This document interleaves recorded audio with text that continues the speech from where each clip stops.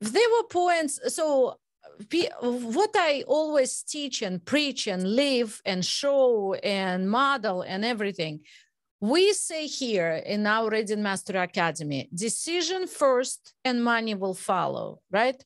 So how does it apply to your life? What about decision first and money will follow?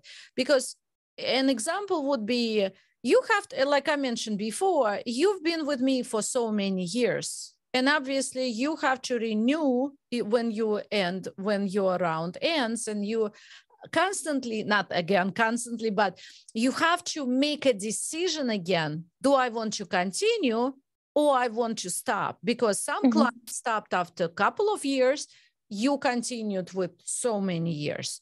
So how, and sometimes the life is different. I mean, life is life. Sometimes we have the money and sometimes we don't have the money, but you still have to continue. So how do you handle this?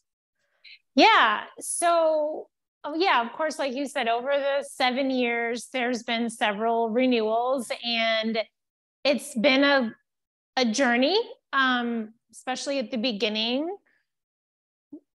There were times where, the money wasn't necessarily just sitting there ready to go, right? In fact, when you started, when you quit your job, no business yet, you're just having a plan to have your business.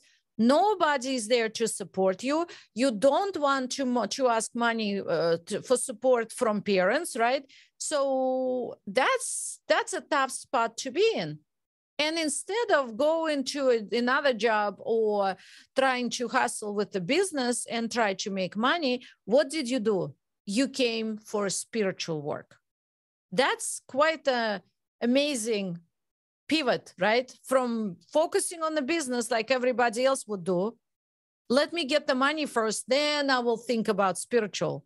You did the opposite, and you did the right thing, as we can see so many years later. Yeah. I mean, I quit my job, like you said, no support. And I had a couple months of savings. And I would say most people would say that they need to hold on to that, or they need to spend it maybe directly into their business, let's say. I went the other way. Exactly. I like to do the opposite of what most people do. Usually that gets me the results I want. So, but as far as making the decision each time, I look at working with you like how most people would look at tithing, right? So the concept of tithing is you tithing. What is tithe? It's your first fruits. It's the first 10% off of what you make, and you immediately give that to God. That's what tithing is. And when people ask, like when spiritual teachers, leaders say, who or advise you to who to quote tithe to, right? In these types of conversations, they say, well, you need to be giving your first fruits to whoever is feeding you spiritually. That's what you're supposed to do.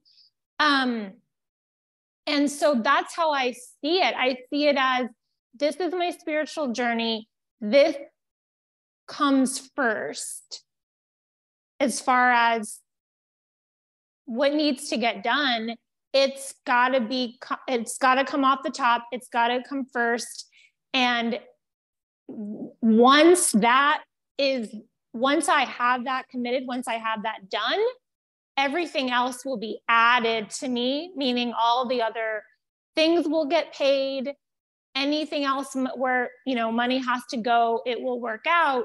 Just like the concept of tithing, it's the same concept of, we have to release that certain amount for God to multiply it. And that's how I look at it. This is my spiritual work.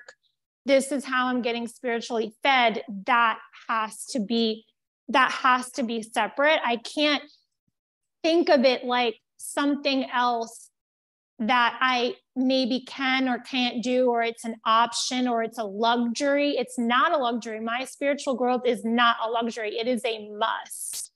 So that's how I perceive it. That's actually brilliant to say that my spiritual work is not luxury, it's a must, because the same is for me and the same is for my clients, our people who are in a spiritual academy, my Reading Master Academy.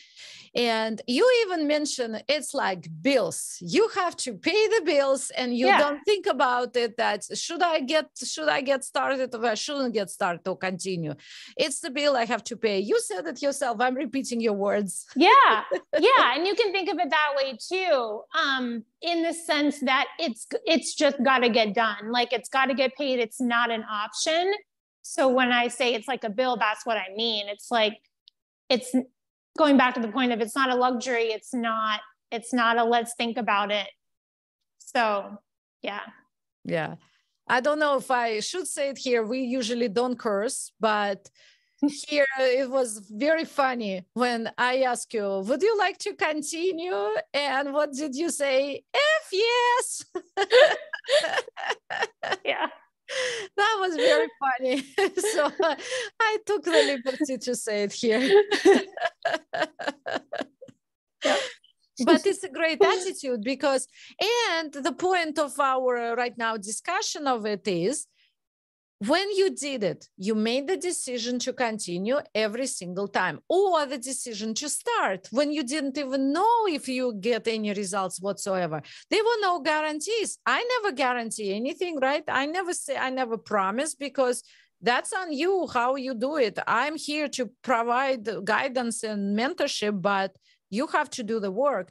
And so no guarantees, no promises, very future, who knows what will happen, right? At that time, so many years ago. Now we're looking in hindsight and saying, wow, that was the best decision you've made, right? As you say, because look what it got to you. Best decision of the last decade of my life, for sure. Yeah. 100%. Yeah. Thank you for that. And so, and the point is, you made that decision. You made it as a bill or a tithe. You have to pay it no matter what. And then you said it, everything else will be paid.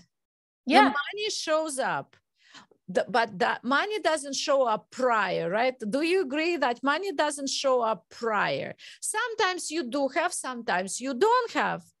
Sometimes, but even back to the first time, when the first time, when you were in that, I just can't imagine it. When you were there, I remember that moment, right? You come to me and you say, I'm here. This is what I'm having nothing, because I just quit my job. I'm starting my business. I'm starting from ground zero, right? I have nobody to support me. And so you made that decision. You made the commitment. You said yes to yourself and spiritual work. And then you never regret it, because money showed up. Not the wealth, because divine will not give you immediately wealth, because you have to earn it first. You have to process and do the work. But money came, and they were enough. And for Stacy, the Queenie, we know that it's not just little. Stacy likes experiences and expensive things, and she likes to live comfortably. So I always laugh about it, because for Stacy, just enough is a little bit higher than you think. Yeah. Yes. I still had the means for my luxury experiences. Exactly, because God is opulent, divine is opulent. There is no need to be poor. So it's just comes in different ways. It's a spiritually based. Everything is here faith-based and spiritually based because of our hard work, right? Yeah, it's very different than someone that's living in fear, and maybe they have millions, multi-millions, billions net worth, but they can still be living in fear. Exactly. So it's coming from that place, from the spiritual place of I will be provided, and that's it. And whether or not it's sitting in the bank or not, maybe it is, maybe it's not. But it will be provided. So it's a big difference, because I know a lot of very unhappy, wealthy people, and I'm not saying I don't want to be wealthy. Yeah, sure I do. But